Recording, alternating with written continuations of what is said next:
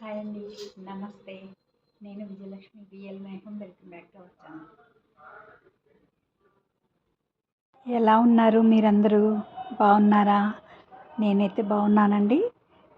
ఈరోజు మేమైతే వీటిని బోడకాకర అంటామండి. వీటిని బోడకాకరకాయలు తీసుకొచ్చింది మా అమ్మాయి. వీటితోని మేము కూరలాగా చేస్తాము, ఫ్రైలాగా చేస్తాము. ఉల్లిపాయలు వేసి సన్నగా ఉల్లిపాయలు తరిగి ఫ్రైలాగా చేస్తాము. వీటితోని చేస్తాము. ఇంకా చిన్న కాకరకాయలతో కూడా చేస్తాము. ఇవి హెల్త్కి కూడా చాలా మంచిది, టేస్ట్ కూడా ఉంటాయి కదండి. ఇప్పుడే దొరుకుతాయి వర్షాకాలంలో. మన సైడు తెలుగు వాళ్ళందరికీ పరిచయం ఇది. కానీ ఒక్కొక్కరు ఒక్కొక్క రకంగా చేస్తారు దీన్ని. కొందరు కూరలాగా చేస్తారు, కొందరు పులుసులాగా చేస్తారు. నేను ఈరోజు ఫ్రై చేస్తున్నానండి, ఉల్లిపాయలు ఉల్లికారంలాగా. వీటిని ఇలా మంచి శుభ్రంగా మనము నలకలు లేకుండా పంపు కింద కడుక్కోవాలండి. వీటిని పంపు కింద పెట్టి ఇలా మనం రుద్దుతూ ఉంటే ఆ ఫ్రెషర్కి ఏమైనా నల్లటివి ఉంటే ఆకులు ఏమైనా చెత్త చెదారం ఉంటే పోతుంది. శుభ్రంగా కడిగి తొడిమలు తీసేసుకున్నాను. ఇలా ఒక 1/2 kg బోడకాకరకాయలు తీసుకున్నానండి. వీటితో ఈరోజు అనేది బజ్జీ అంటాము మేము, ఉల్లిగడ్డ కారం కూడా అంటాము. ఉల్లిపాయలతో చేస్తాం. కడాయిలో నూనె వేసాను సరిపడా. కొంచెం కూర కంటే కొద్దిగా ఎక్కువ వేసుకోవాలి. ఇలా మందపాటి కడాయి తీసుకుంటే మంచిదండి. వీటిని తొడిమలు తీసుకున్న కాకరకాయలని ఇలా వేసుకున్నాను. మనం చిన్న కాకరకాయలు దొరికితే కూడా ఇలా చేసుకోవచ్చండి. మేము అప్పుడప్పుడు చేస్తూ ఉంటాం వాటిని కూడా. ఇవి చేదు కూడా ఉండవు, చాలా బాగుంటాయి టేస్ట్. కొందరు కూరలాగా చేస్తే మేమేం చేస్తామంటే కొంచెం షుగర్ తీపి వేస్తాము. కొందరికి ఇష్టం ఉండదు. మా అమ్మాయి వాళ్ళ ఇంట్లో తినరనమాట తీపేస్తే. మా అల్లుడు గారికి ఇష్టం ఉండదు. ఇలా మనము కాకరకాయలు వేసిన తర్వాత మీడియంలో మంట కొంచెం స్విమ్లో పెట్టేసి అప్పుడప్పుడు ఇలా కలుపుతూ ఉండాలి మూత పెట్టేసి. ఇలా మూత పెట్టడం వల్ల కాయలు లోపల ఉడుకుతాయి, పైన మంచిగా ఫ్రై అవుతాయి. ఇది కొంచెం నెమ్మదిగా అవుతుంది కాబట్టి మనము కొంచెం తీరిగ్గా ఉన్న రోజు ఇలాంటి కర్రీ చేసుకోవాలండి. కొంచెం నిదానంగానే వీటిని వేయించుకోవాల్సి వస్తుంది. ఈ కాయల్ని మనము నూనెలో ఇలా మగ్గించుకోవాలి. ఎలా అంటే కలరు మొత్తం బ్రౌన్ కలర్ వచ్చేస్తుంది, లోపల ఉడికిపోతుంది. ఇలా పెద్ద పెద్ద కాయలు అన్నీ మధ్యలోకి వచ్చేటట్టు పరుచుకోవాలి. అప్పుడప్పుడు కలుపుతూ ఉండాలి, అంతే అండి. మళ్ళీ మూత పెట్టాలి, సిమ్లో పెట్టేసి మంట చూసుకుంటూ ఉండాలి. ఇందులో నేను ఉప్పు కానీ ఇలాంటిది వేయలేదండి. అన్నీ చివరిన వేస్తాను, ఉప్పు కారం అంతా. ఇలా కలుపుతూ ఉంటే కలర్ చేంజ్ అవుతూ ఉంటుంది. మంట ఎక్కువ పెట్టకూడదు ఎప్పుడు కూడా. మంట పెడితే ఏమవుతుందంటే మనకి పైన నల్లగా అయిపోతాయి, లోపల పచ్చిగా ఉంటాయి. అందుకని ఇలా మూత పెట్టేసి కలుపుతూ ఉండాలి. అప్పుడప్పుడు కొంచెం మంట పెంచి మళ్ళీ తగ్గించుకోవచ్చు. ఈ కాకరకాయలు అయితే 2-3 రకాలు చేస్తామండి మేము. ఒకటి స్వీట్గా చేస్తాము, ఇంకొకటి ఇలా చేస్తాము, ఇంకొకటేమో మామూలుగా టమాటా వేసి కూడా చేస్తాము. కానీ అన్నిటికంటే ఎక్కువ ఇష్టపడేది ఇలా బోడ కాకరకాయ కారం అంటాము, ఉల్లిపాయలు వేసి చేసే కారం.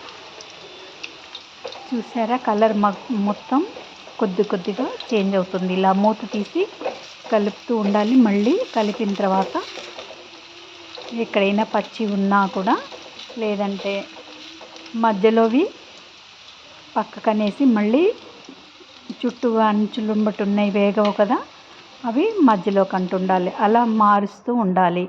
ఇలా కలుపుతూ ఉంటే కొద్దిసేపటి తర్వాత మొత్తం కలర్ చేంజ్ అవుతాయండి. అంతే, చాలా సింపులే కానీ ఓపికగా చేయాలి. వీటినైతే ఇంకా నేను స్కిప్ చేశాను, చాలా వరకు వీడియో లెంత్ అవుతుందని.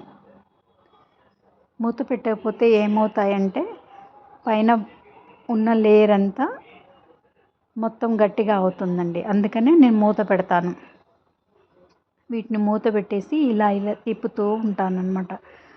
అవి వేడికి అనేది ఒక్కొక్కసారి మనకి పగిలినట్టు కూడా అవుతాయి. కాయలు మనకన్నీ దొరికేటి హైబ్రిడ్ కాయలేనండి. విత్తనాలు ఎక్కువగా ఉంటాయి, ఇంకా ముదురుగా ఉంటాయి. చిన్న కాయలో కూడా విత్తనాలు ఉంటాయి. అదే మనకి నాటు రకం అయితే విత్తనాలు ఎక్కువగా ఉండవు.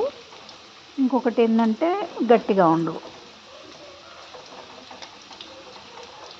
కానీ టేస్ట్ కొంచెం తేడాగా ఉంటుంది. కానీ ఇక దొరకవు కదా మనకి హైబ్రిడ్. నాటు రకం దొరకవు కాబట్టి హైబ్రిడే తినాలి. ఏం చేస్తాం చెప్పండి. ఈ దీన్ని బోడ కాకరకాయ బజ్జీ అని అంటామండి. ఇది మన వైపు ఇప్పుడు అందరూ అమ్ముతున్నారు షాపులలో. కూరగాయల మార్కెట్లో ప్రతి ఒక్క షాపులో అమ్ముతున్నారు. ఇంక ఇప్పుడు అందరూ ఇంట్రెస్ట్గా పండించుకోవాలని కూడా చూస్తున్నారు. ఎంత రేట్ అయినా కూడా కొంటారండి. ఇక్కడ 200 రూపాయలకు కేజీ అమ్ముతున్నారు. ఎవరో కొంతమంది తినరు కానీ చాలా మటుకు ఇష్టపడతారు ఈ పౌడు కాకరకాయలు అంటే. వీటిని రకరకాలుగా ఒక్కొక్క ప్రాంతంలో ఒక్కొక్క విధంగా పిలుస్తూ ఉంటారు. బోడ కాకరకాయ అని మేము అంటూ ఉంటాము. ఆ కాకర అంటారు, అడవి కాకర అంటారు, ఇంకా ఇలా పిలుస్తుంటారు. వీటిని ఫ్రై అయిపోయాయండి.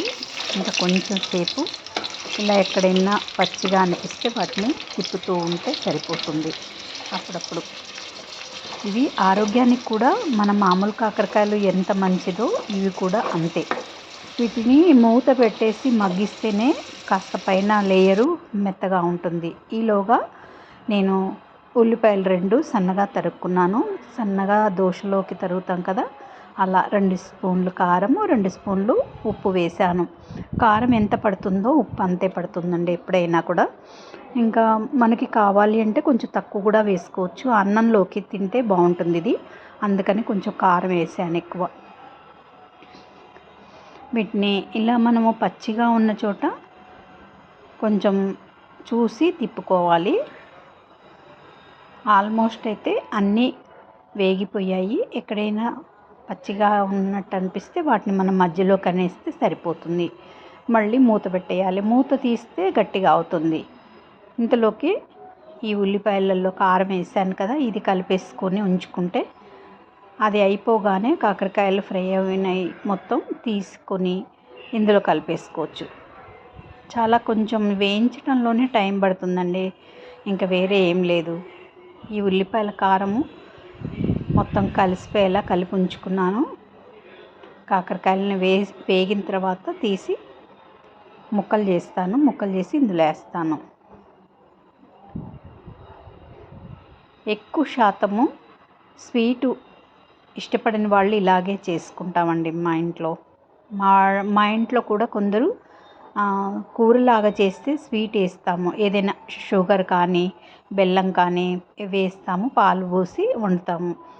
మన బీరకాయ కూర వండినట్టే వండుతాము, కాకరకాయ కూర వండినట్టే, కానీ స్వీట్గా చేసుకుంటాం. కొంచెం స్వీట్ వేస్తే ఒక 1/2 కేజీ కాకరకాయలు ఉన్నాయనుకోండి, ఒక 1/2 లీటర్ పాలు పోస్తాము. ఇంకా కొంచెం షుగర్ అన్న బెల్లం అన్న వేస్తాము.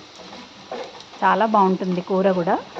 అసలు మాకైతే ఈ ఫ్లేవర్ అయితే ఎంత నచ్చుద్దంటే చెప్పలేనంత ఇష్టం అండి.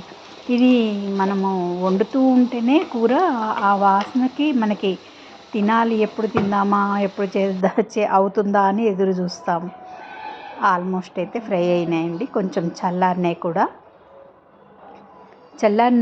నేను స్టవ్ ఆఫ్ చేసినాక కూడా అవి కాయలు అందులోనే ఉంచాను. ఆ వేడికి కాయలు కడాయిలో వేడి ఉంటుంది కదా, ఆ వేడికి ఇంకా మగ్గుతాయి.